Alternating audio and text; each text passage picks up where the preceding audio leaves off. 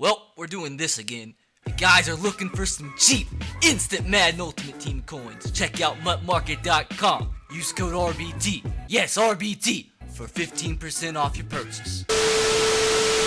So Madden 19 is a dumb game. Let me give you some factual evidence on why this game is just stupid. It's just so freaking stupid. So with reason number one, I'm gonna set the stage for what actually gave me the inspiration for this video. So as you guys know, I did an off-season tour of my Rejects franchise series. That involved me playing Not the Expert. Not the Expert drove all the way down from Auburn to film these videos with me. Now, if you guys didn't figure out, what I had to do to make the off-season tour happen was I had to set up like a whole separate franchise and get all the teams relocated in this like same franchise, all in the same division. Had to create and edit the roster so they're the same rosters as what they had in their series. So at this point, what it was two gamer tags, two separate profiles in the same online connected franchise, and me and him were gonna play each other on the same Xbox in front of the same camera at the same time. So we got to this point where we were gonna play each other. First game was the Shamrocks versus the Black Knights. We got into the game, and this thing came up. This stupid thing came up when we were both on the same Xbox, which was logged into both profiles, the two teams that were supposed to be playing each other. So instead of just jumping into the game with the two accounts that are supposed to play each other, it made us send an invite. And what happens when you go and try to accept the invite, keep in mind, it's on the same exact console, both accounts are signed in.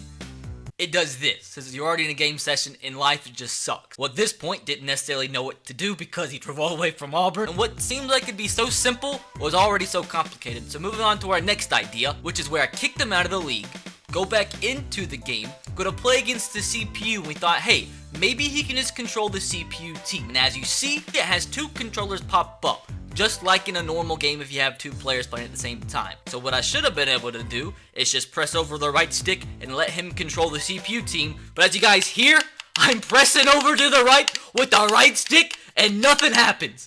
Nothing happens. It shows up like you can move to either side and you can't even move to the left. You can only play with one person. So what's the point in having the controllers pop up if you can't move them? It has the little arrows like you can move them. So this is stupid. So we couldn't control the CPU team with what we thought was going to be so simple. Turned into us having to hook up a whole separate TV and a whole separate Xbox. And we had to play that game. If you guys noticed, I had a lot of comments asking why we were looking at two separate TVs. It's because we couldn't play on the same Xbox. We had to play on two separate Xboxes right next to each other. And that took an extra like 3 hours or so. So that was just annoying. And that's just so stupid. And another one that we all talk about and already know about, but it just has to be mentioned in a video like this, the trade logic. Like, just look at this picture. Like, this is so freaking stupid. Like, I understand that it's so hard to replicate realism, like trade logic realism, into a video game, but you've got to do better than this. It's just a fact. It has to be a thing. Now, this next reason is another reason that inspired me to make this video, because this, you watched my live stream for my Rejects off season, kind of completely messes up the series. So everybody in my live stream wanted me to trade for a player. We went to go trade for the player, and number one, the CPU team had a negative cap room. And with that being the case, you can't offer anything, even if it's just a draft pick, which literally costs no money at all, because no matter what you trade, it says this trade will make this team exceed their salary cap, which it's impossible to not make it exceed their salary cap because they're already in the negative. So that was stupid. So we tried every possible way to make a trade happen, but it just couldn't because that team was in the negative, in the salary cap. So I had a subscriber suggest to me, hey, go turn off the salary cap so you can make that trade happen. Which I was like, hey, that's actually a good idea because it's not actually cheating because that's just a glitch in the game and it's stupid. Jesus Christ. That ruined everything. Because I didn't know, you go to turn off salary cap, then I went to go try to make the trade happen, and then I went to try to execute the trade, and then you go back. That's when I realized, you can't turn the salary cap back on if you turn it off. Like, why? Like, the franchise in that sense is ruined now. Because that literally, I want somebody at EA to tell me why that's a thing. Like, why can you not turn salary cap back on once you turn it off? When things like this happen, you try to think of like any type of logical explanation of why that's a thing. But the only logical explanation I can come up with is that it's EA and they're just stupid. Another thing that's absolutely just moronic is the whole free agency in Madden. In a connected franchise, when you want to sign a player, this is just so stupid. When you try to sign a player, like, the thing is there for you to offer more years, but you can't. You just can't. It doesn't let you change their salary, it doesn't let you change their years on their contract, it just doesn't. The only way you can edit like what you offer a player at a free agency is if you're in the offseason.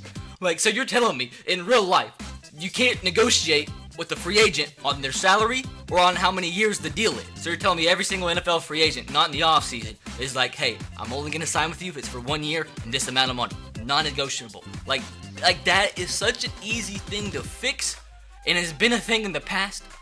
But no, but freaking no, it's EA. Now next thing that's so dumb, and this should end a lot of the questions that I get in all my comment sections. Everybody tells me, hey RBT, can you please make the Dublin Shamrocks a downloadable roster? Can you please upload it to the file share so we all can download it? We'll get to like the offline editing roster thing in a second. But number one, I can't make the Dublin Shamrocks an offline roster because you can't edit that. You can only become the Dublin Shamrocks once you're into a connected franchise. So right then and there, I can't make the Shamrocks roster, but hey, maybe I could edit the current Jaguars roster offline into the current reject players. But no, I can't do that, because when I initially started this series, I tried to make the initial roster offline, but you see that graphic and all the intros for every single episode where it has the negative cap room?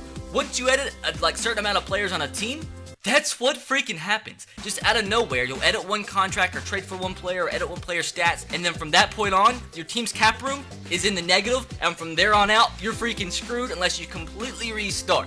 And when your team's cap room is in the negative, as we discussed earlier, no trades can happen because, like, it's just a dumb game. Like, it would be so much easier, and you can do this in a lot of other games, is if I could just, like, download this roster right here and just upload it for other people to download, things would be so much easier. Like, trust me, I tried. I tried my best. But to even set this up initially, like I said, I had to go ahead and start a franchise and then edit the rosters from there. Another thing that just literally makes zero sense to me at all is when, like I said, their offline roster creation is just completely messed up and they need to change it completely. But one of the stupid things, one of the tabs that you can edit when you're editing a player, like offline, is their contract info. Yet, you can't freaking edit it. It's all blurred out. The only way you can actually edit a player's contract is if you're in a CFM. So everybody that says, hey, the way you can fix the negative cap room problem when you're making a roster offline is just edit their contracts, like, no, you can't. Here's another one. So freaking stupid. Once again, trying to edit an offline roster, you can't trade a player if they're injured. Why does it matter if I'm trying to create my own offline roster that a player is injured? Like, that's the dumbest thing. The dumbest thing. This is just simple. The player career mode Madden, it's the dumbest thing. There's literally 0 point of playing a player career mode on Madden, because all it is, it's your regular franchise that you do with a regular team, yet you can only control one player at a time. Imagine how bad the Madden gameplay is, but only being able to control one player at a time. It's a travesty. That's another thing. The gameplay. The worst gameplay of all time. It is the least enjoyable online gaming experience of all time, and that's not even debatable. And final reason, and this one just boils my brain because this shows me that this game is never gonna get better. This isn't a diss, this isn't hateful, but it's just constructive criticism. The fact that they're just like logic, and the fact that their thinking is in the wrong place shows that until that thought process changes, the game's never gonna get better. Now this tweet came from Mills. Mills is a streamer, does Madden, does franchise stuff. He tweeted and said, all Madden difficulty is consistently the worst representation of football. I never understand why I continue to bash my head against the same wall looking for anything close to the actual sport on that difficulty level.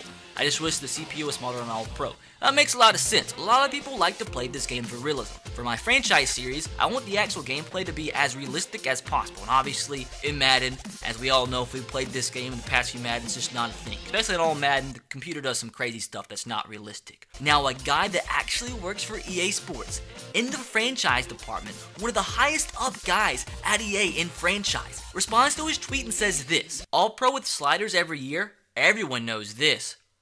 Like, no! That's the dumbest thing I've actually ever heard. No, we shouldn't have to play All Pro with sliders every year. The game that you make should already be realistic. The game you make should already be what we want. So like, no, we shouldn't have to play All Pro with sliders every year. Like, the fact that one of the highest up guys at EA working on franchise mode says this breaks my brain. That right there shows me that he doesn't think anything's wrong. Oh, you can fix that by just playing All Pro with sliders. Like, And with that, those are the dumbest things about Madden 19. Now, there's a lot more, I know. If you guys think there's any other things that are dumb about Madden, let me know them in the comment section below. And if you guys also think Madden is a dumb game, in the comments I want you to say, Madden is dumb.